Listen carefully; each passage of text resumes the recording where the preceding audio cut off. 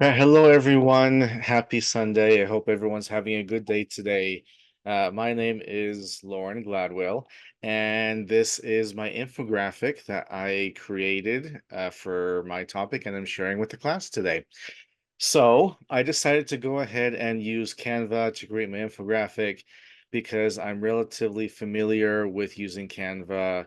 And so what I did is I used the poster setting to make sure I had enough space to work with what I needed, and I went ahead and exported it as a PDF. That way I could, move things around and zoom in if I need to do so. So you can really see what the information is that I have here on the screen and really see what's going on while I talk about things.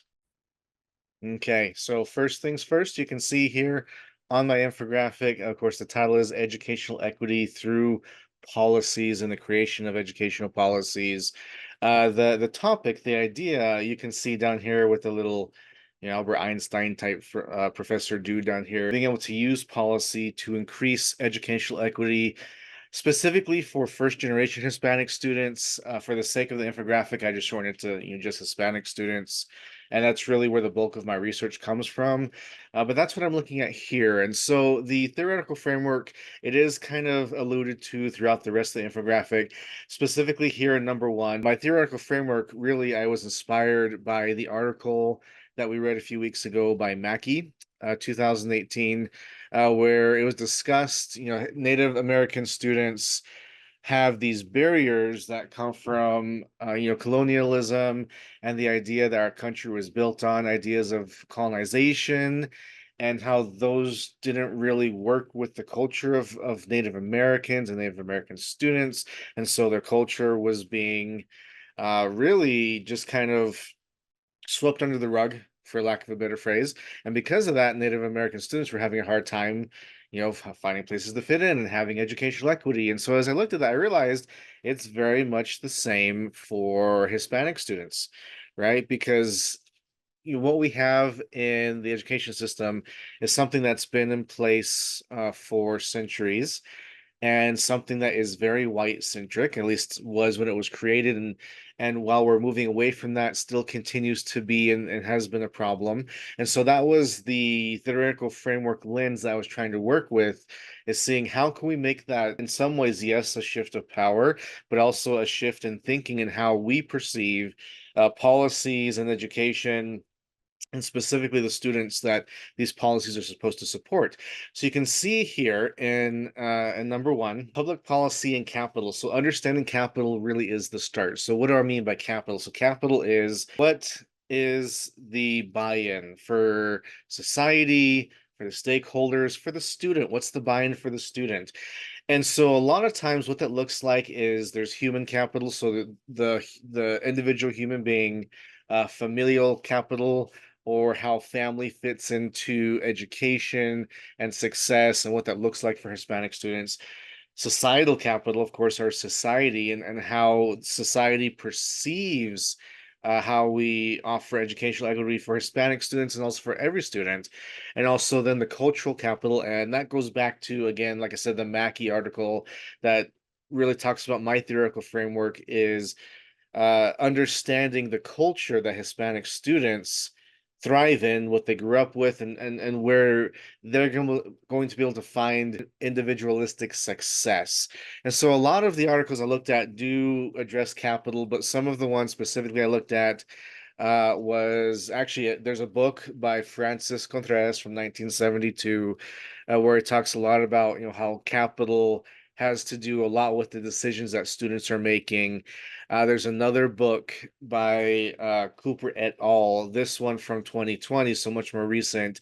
The title of this one is Unifying Equity Practice, Research, and Policies at Hispanic Serving Research Institutions for Systemic Serving. So in other words, HSIs, and how capital plays a part in HSIs and how they build their policies and why they do certain things. And so there was quite a few different articles that really talked about the capital aspect and what that meant for students.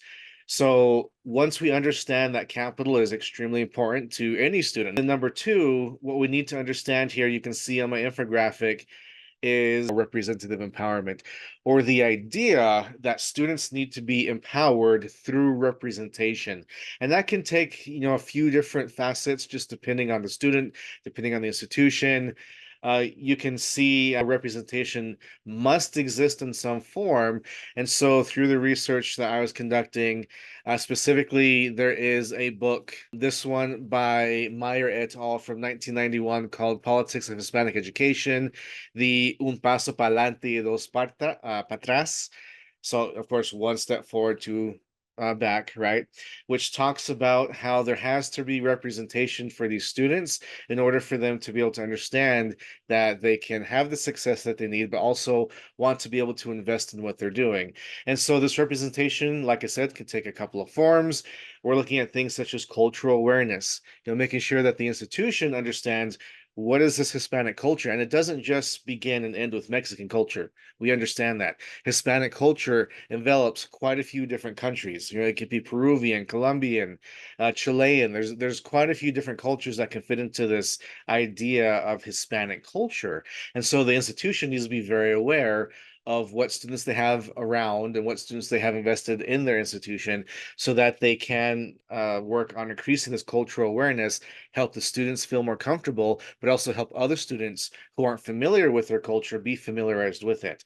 There's also these next two really kind of go hand in hand, the faculty and the mentors. So there has to be that representation in the faculties and the mentors. So first of all, faculty need to understand Hispanic students. That means that you need to have faculty members who can relate to Hispanic students, which means they probably should be Hispanic, or they at least can relate on a level that they understand what the students are going through. They understand how the family capital comes into play and things of that nature. So the representation has to exist at the very least within those two areas. And there's another article I looked at that talked a lot about excuse me, a lot about that, by Eric R. Felix, which is called Improving Racial Equity in Community College, Developing a Plan, Implementing the Vision. Of course, talking about why representation is so important for the idea of not just educational equity, but why we would need to create policies that would increase educational equity. Of course, the last part of representation there being student voice, and helping students understand that, yes, you have a voice that you can absolutely use to help you fight for your case, and increase your cause and do what you need to do so that you have success as a student. And then finally, step number three is the idea that policy equals opportunity, and that it doesn't equal barriers, it doesn't equal negative, it doesn't equal, well, you just want to make my job harder by making all these policies I have to follow. That's not the idea. The idea is that policy leads to opportunity. And so, of course, measurable success pushes for change. And so what I mean by measurable success, we can see my little list here: transfer rates. Okay, how often are these students transferring to, from community college to a university, or to a better university, or, so on and so forth. Completion rates. How often are these students actually completing the degrees that they start, whether that's an associate's degree, bachelor's degree, master's degree, PhD, whatever it might be that they attempt. Okay, workforce attrition. What I mean by that is, how often do the students actually, once they complete the degrees, now matriculate into the workforce and work in the things in which they studied. Finally, down there, you can see at the bottom, increase in student population. So what I mean by that one, and this again comes from another article that I have cited here, this one by Peters et al., and this one's called Who's Got Talent for Identifying Talent, Predictors of Equitable Gifted Identification for Black and Hispanic Students. So the idea being that once we create these policies that increase educational equity, whatever those policies might be, because there's a plethora of different suggestions and ideas that we could possibly be looking at. But once we create those policies, then there's going to be an increase in student population of these underrepresented